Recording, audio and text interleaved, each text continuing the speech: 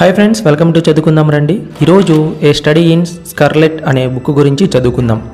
Sherlock Holmes పరిశోధన అనే పేరుతో సర్ ఆర్థర్ కోనన్ డోయల్ గారు ఈ బుక్స్ని రాయడం జరిగింది. ఇందులో మొత్తం 4 నవలలు, 65 పైగా కథలు ఉంటాయి.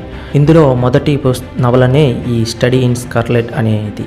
దీనిని తెలుగులో కేవి గోపాలం గారు అనువాదం చేయడం జరిగింది.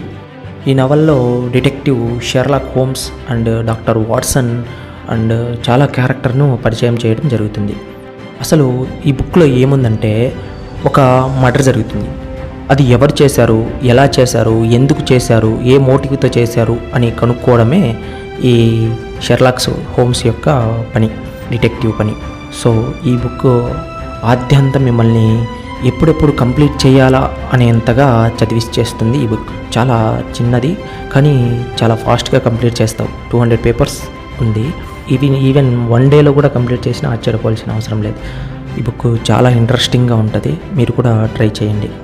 ఈ బుక్లో ఒక ఇంట్రెస్టింగ్ విషయం ఉంటుంది. అదేమిటంటే, డాక్టర్ వాట్సన్ షెర్లాక్ హోమ్స్ గురించి ఇలా ఆలోచిస్తుంటాడు. షెర్లాక్ హోమ్స్ ఇంత ఇంటెలిజెంట్ పర్సన్, కానీ చాలా విషయాల మీద ఇతనికి జీరో నాలెడ్జ్ ఉంది. ఎగ్జాంపుల్, తత్వశాస్త్రం గురించి కానీ, కోపర్నికస్ గురించి కానీ, ఇట్లాంటి విషయాల మీద అసలు నాలెడ్జ్ లేదు. ఎందుకు ఇంతగా తెలుసుకోలేదు. ఇదే విషయాన్ని షెర్లాక్ హోమ్స్కి అడిగితే అతను ఇలా చెప్తాడు: మన బ్రెయిన్ చాలా విలువైంది.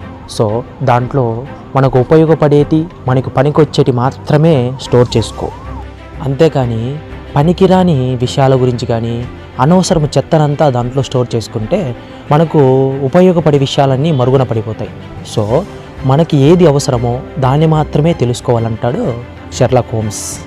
సో మనం కూడా మనకు ఉపయోగపడే విషయాల మీద మాత్రమే ఫోకస్ చేసుకుందాం.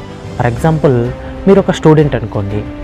మీకు దేశ మరియు రాష్ట్ర రాజకీయాలపైన బేసిక్ నాలెడ్జ్ ఉంటే సరిపోతుంది. అంటే రాష్ట్రపతి ఎవరు, ప్రధానమంత్రి ఎవరు, గవర్నర్ ఎవరు, ముఖ్యమంత్రి ఎవరు, ఈ టైప్ ఆఫ్ నాలెడ్జ్ ఉంటే సరిపోతుంది. అంతేకాని మీరు ప్రతి నియోజకవర్గంలోనూ ఆ ఎమ్మెల్యే పేరు, అతని మీద పోటీ చేసే ప్రతిపక్ష నాయకుడి పైన, అలాగే ఎంత పర్సెంట్తో ఓటుతో గెలిచాడు, ఎంత పర్సెంట్ ఓటుతో ఓడిపోయారు, ఇలాంటి ఇన్ఫర్మేషన్ అంతా మనకు ఉపయోగపడనిది.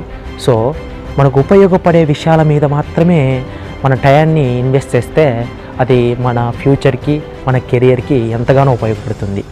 Thank you for watching. Keep smiling.